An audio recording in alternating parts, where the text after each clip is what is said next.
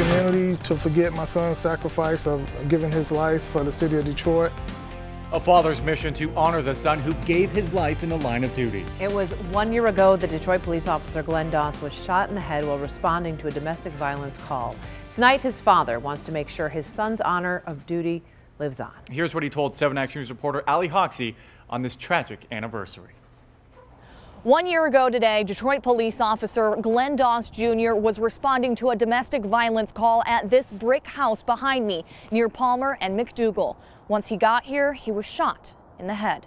This is it. I mean, it doesn't look like it looked a year ago. 1 year later, and this memorial filled with teddy bears and flowers is still in place to remember Glenn Doss Jr. Today, his father, who is also a Detroit police officer, and I met to remember his son. My prayer and my goal is that I hope that the citizens of Detroit never forget my son's name, never forget his sacrifice, and I just want to do everything that's in my power to help spread the word.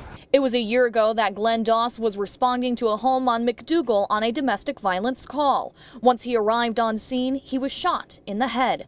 4 days later, Doss Jr. died from his injuries. Doss Jr. was a father of a 1-year-old at the time of his death. It's beautiful to see my grandson grow up because he looks so much like his dad. A month from now, Doss Sr. and the rest of his family will have to relive this tragedy when the man accused of killing his son goes to trial.